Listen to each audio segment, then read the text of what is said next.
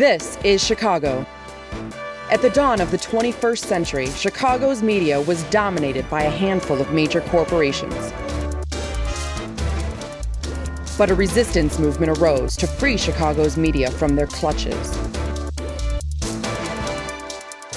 One player in this movement is the Chicago Independent Media Center and its TV show, Chicago Independent Television.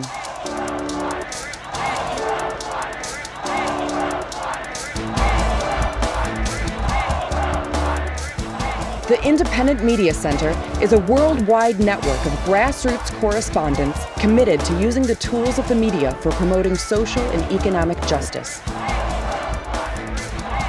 You are watching this month's dispatch from the Chicago Independent Media Center.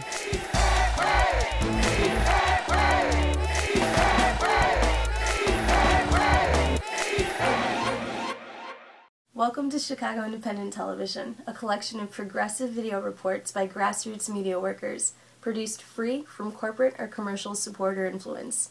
I'm your host, Veronica Castro. In this episode, we'll learn about a major class action lawsuit brought by protesters to the city of Chicago and how it was resolved 9 years later.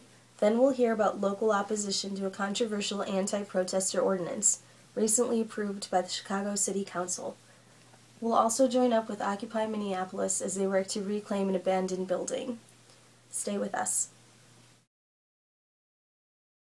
Chicago Independent Television is not brought to you by AT&T, the company lobbying hard to destroy network neutrality and public access television. Learn more at SaveTheInternet.com. AT&T, your world degraded. Nor by Blackwater, a worldwide leader in security and murder. Learn more at blackwaterbook.com. Blackwater, we kill innocent Iraqis so that you can feel more secure. Welcome back to Chicago Independent Television. On March 20th, 2003, more than 17,000 peace protesters took over Lakeshore Drive in one of the most legendary protests in Chicago history. Hundreds of protesters were illegally arrested and detained that night, which resulted in a class action lawsuit brought against the city. 9 years later, this legal battle was resolved. We'll hear the whole story in this next segment. On my orders, coalition forces have begun striking selected targets of military importance to undermine Saddam Hussein's ability to wage war. March 19, 2003, George W. Bush announces the beginning of the U.S. escalated involvement in Iraq. March 20, 2003, protests against the war in Iraq sweep the globe. In Chicago, more than 18,000 people took to downtown Chicago to protest and marched with police permission on Lakeshore Drive, a 6-lane highway adjacent to downtown Chicago. The protest blocked traffic for hours and drew national media attention. But police blocked the protest at the intersection of Michigan and Oak, blocks from the protest's intended completion. At that point, Chicago police, for some reason, changed their approach. Where previously police had assisted protesters, directing protesters and traffic, to instead engaging in violence and mass arrest, the largest mass arrest in Chicago history, in fact. Some 860 people were arrested, including passers-by who had nothing to do with the protest. Some were held in jail for up to 2 full days. More people were arrested in just one evening in Chicago on March 20, 2003 than were arrested in a week at the famed 1968 Chicago protests of the Democratic National Convention. That March 2003 protest didn't just mark the beginning of a war. It also marked the beginning of a saga in the courts for justice and for freedom of speech and freedom of assembly, a saga that continued well after the war in Iraq officially ended.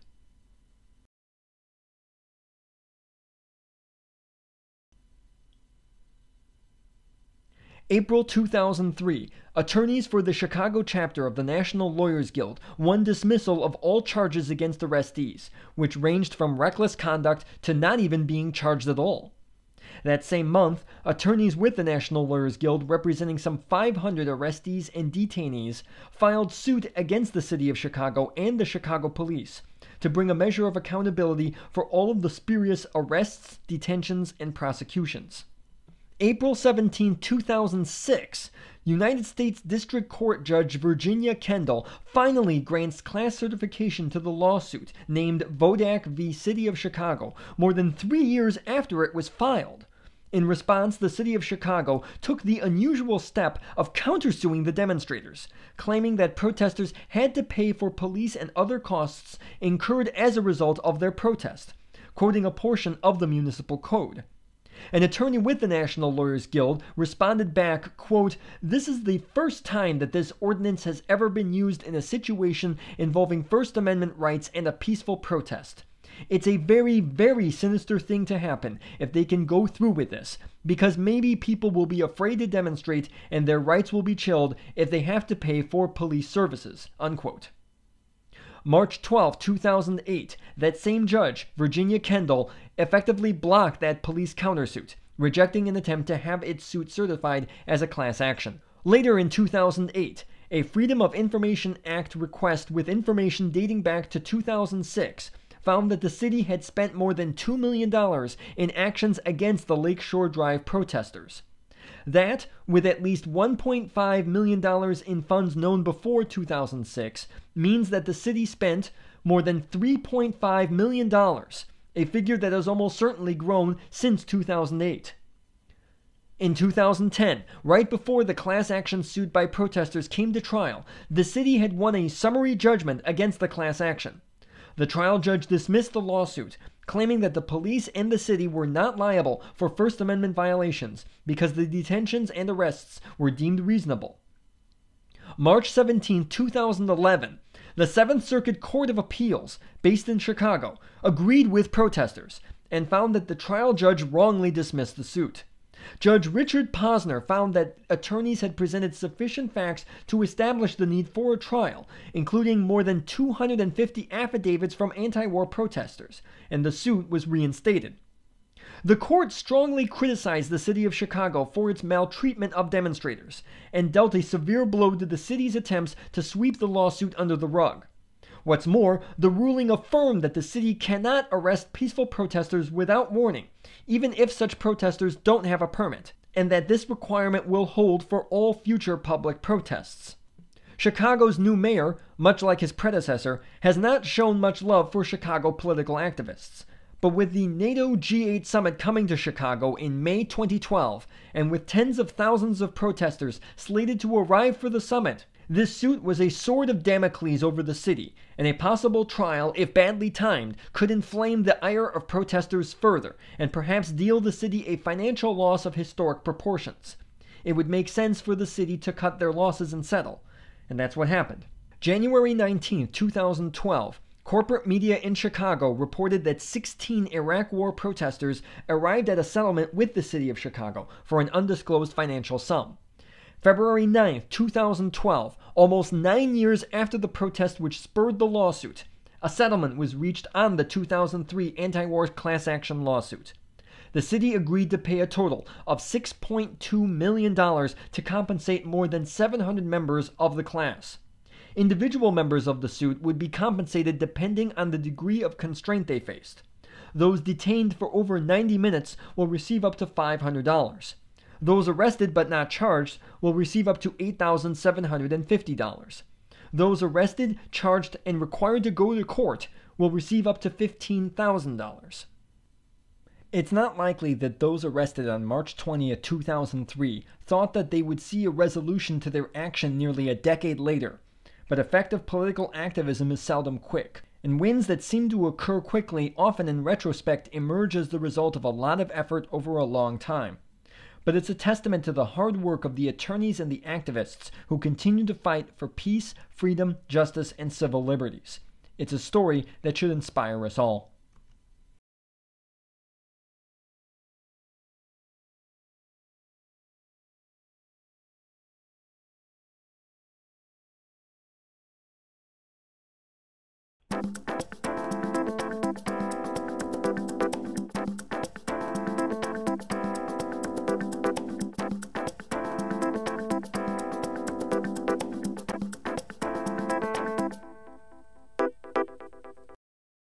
Chicago Independent Television is not brought to you by Coca-Cola, whose logo is stained red by the blood of murdered Colombian labor union organizers. Learn more at killercoke.org. Coke, the drink of the death squads. Nor by McDonald's, environmental destruction, unhealthy food, low wages, and repressed labor rights, and lawsuits against people who talk about it. Learn more at mclibel.org. McDonald's, I'm not loving it. Welcome back to Chicago Independent Television. Chicago's new mayor, Rahm Emanuel, and Chicago City Council recently passed a controversial ordinance making it harder to hold public protests in Chicago. We'll learn more about the ordinance in this next piece from the group Occupy Travels.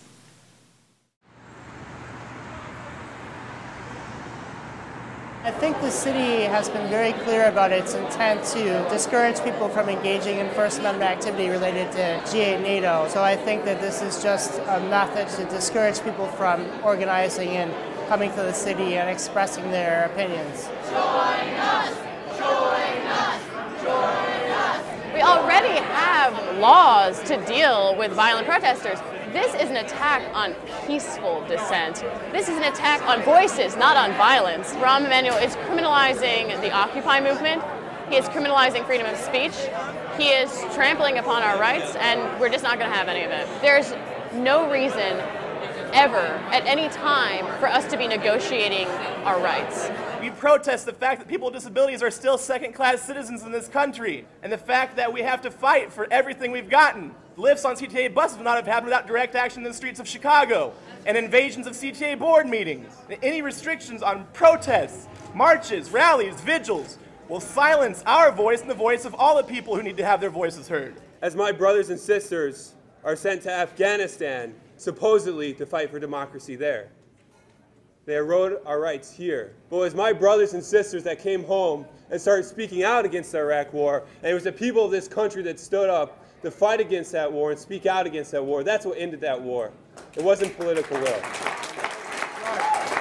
Every citizen in the city of Chicago, frankly, every citizen in the state and in the country should be concerned when democracy is threatened. Unions in particular, our members, like right now, the mayor has closed the libraries on Mondays. Our members, their ability to protest that, to speak freely, to take action, all of that is infringed. When talking to the aldermen, a lot of them say it really won't change anything. Well, my question to them is, if it doesn't change anything, why do you need it? There's a concern about selective enforcement against protests. There are people who are concerned that they have to declare their banners and sound equipment before the start of any march. It's difficult to do that because they don't always know how many people are going to show up or what types of signs they're going to bring to a protest.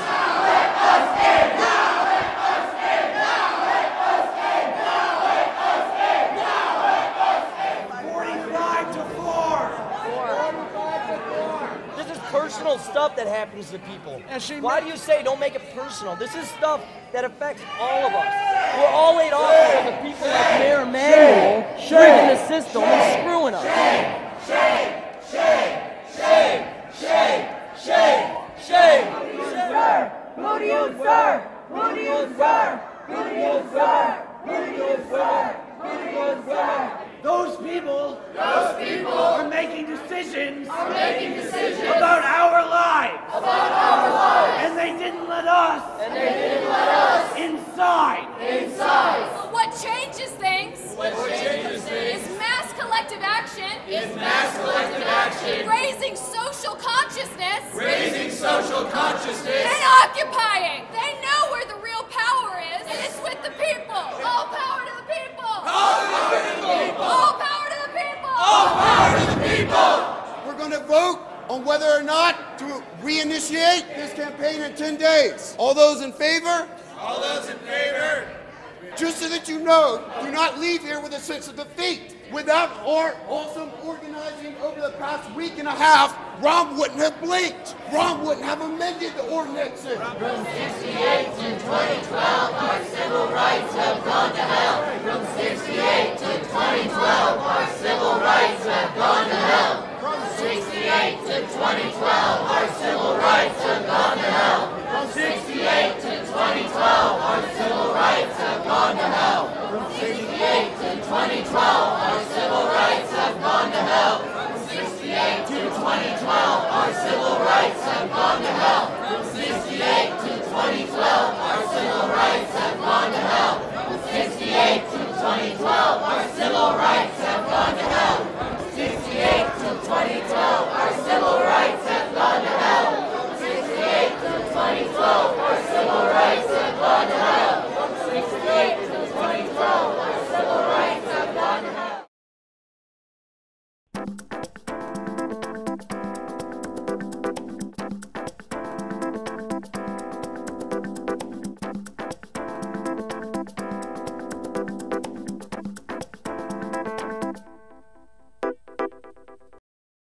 Chicago Independent Television is not brought to you by Walmart. There's a reason we're the world's most profitable corporation. We pay our employees peanuts. Learn more at walmartwatch.com. Walmart. Always low wages, always.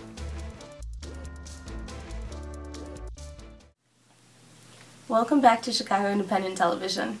We'll learn more about the recent Chicago anti-protestor ordinance in this rap video from local performer Professor D, along with excerpts from a press conference with Chicago political activists.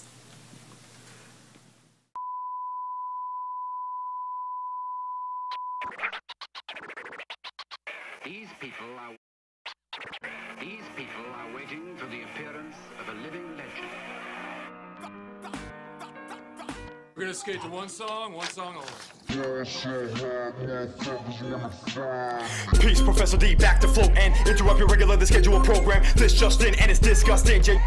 We gotta take action. From Chicago, this is breaking news of Rombo shameful rules to aim to use the pretense of the G8 native protest to prevent the rise of the 99%.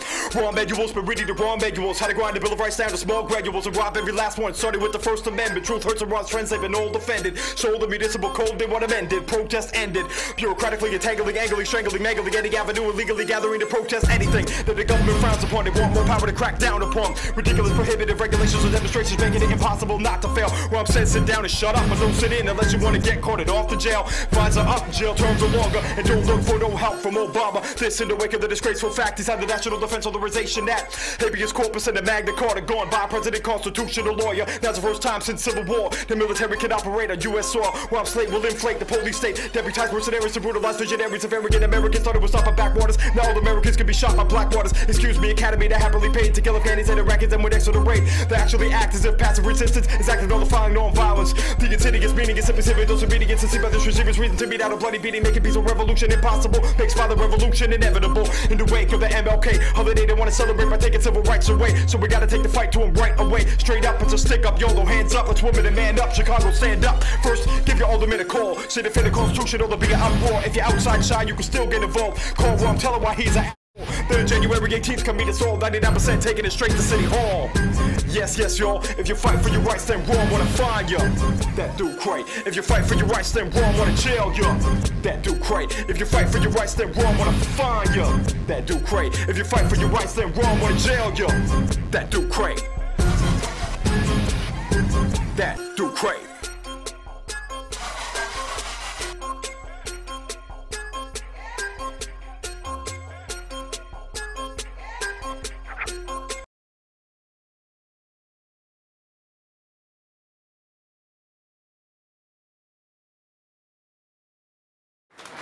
Good morning, everybody. Good morning. I am no stranger to demonstrations and protests and marches because during the 60s, I was a young lad, but I marched.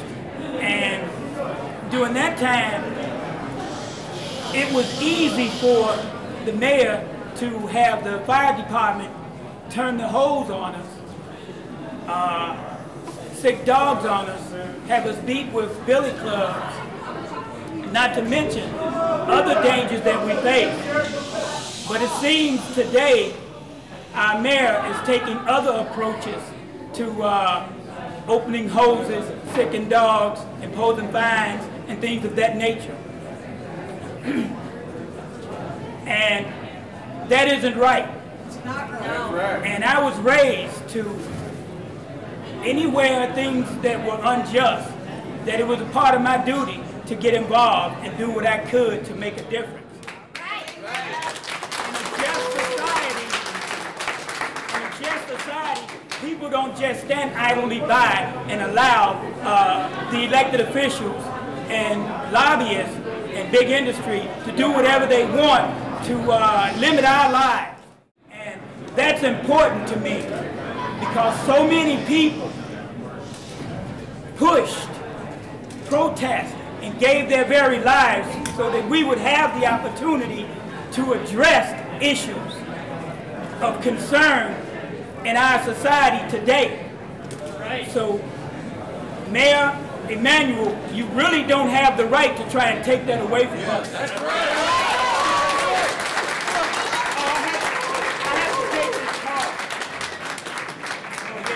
Mayor Emanuel, it's Governor Walker. He has a message for you. And that message is, be careful what you ask for. First of all, I'm no stranger. The city of Chicago wished to strip the liberties of men and women of this country. Rahm Emanuel come from Washington. We're now finding out that he had many conflicts in Washington, that possibly he was on the verge or he had been fired. He comes here and he wants to set curtains upon someone's civil liberties. I have a problem with that. Where there are many men, and tomorrow we are suspected on a ruling on a resolution to make Chicago a torture-free alleged zone. I have a problem with the mayor of this city of Chicago, as I had with the previous mayor. If we are not allowed to assemble, what you are doing is you are stripping our constitutional duty to make known the violations and the unethical conduct that occur within this city. Had it not been for the right to protest and to assemble, no one in this room would know about John Burge and his torture. No one would know about John Burge. There would literally be men still in prison, and they will be labeled as guilty individuals. We still have men in prison.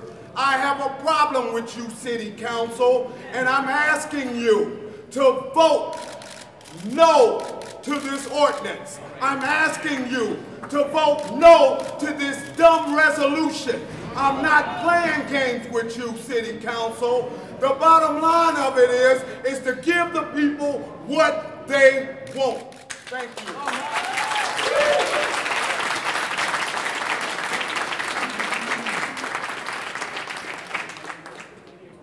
For those who don't know, Mark was one of the many tortured by John Burge who served time in prison despite being innocent of the crime that he was convicted of.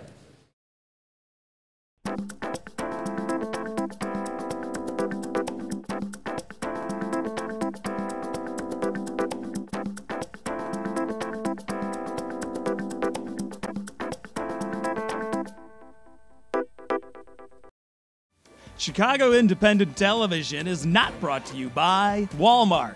There's a reason we're the world's most profitable corporation. We pay our employees peanuts. Learn more at walmartwatch.com. Walmart. Always low wages, always. Welcome back to Chicago Independent Television.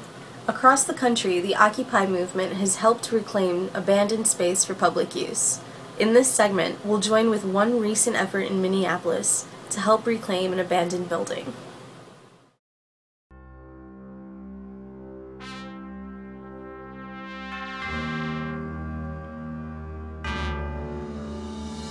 Strike! Occupy! Take over! Who ready now to throw down the boulders? Standing shoulder to shoulder. Vox Populi, the block's occupied. Strike! Today, we're doing this in solidarity with similar actions in a number of cities, in solidarity with a building takeover in Oakland. We're in the epicenter of some of the most amazing stuff that's happened in this last year. Yeah. This building is owned by Hennepin County, and it has been left to rot. For today, this building is all of ours.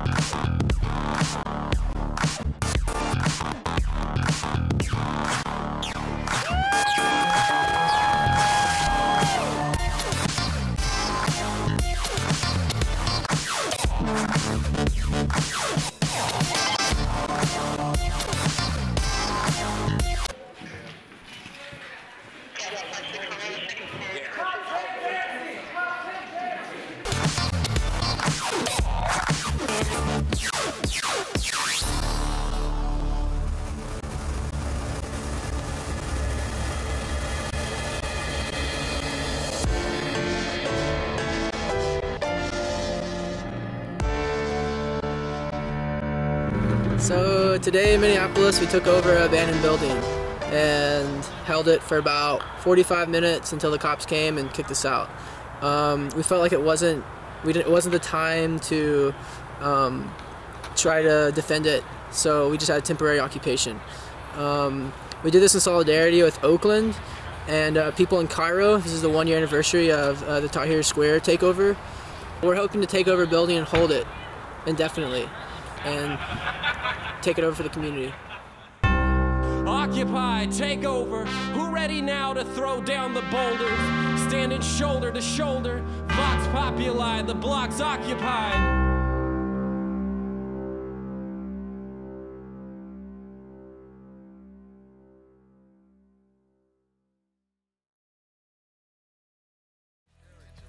You've been watching Chicago Independent Television, a project of the Chicago Independent Media Center Video Collective. The Independent Media Center is a growing worldwide network of media producers, journalists, citizens, and activists, working to put the media in the hands of everyday people and away from corporate and commercial interests. To learn more, visit our website at chicago.indiemedia.org. There you can find out about upcoming Chicago area events and how to get involved in making your own media, including how to help make this very TV show. Thanks for watching. See you next time.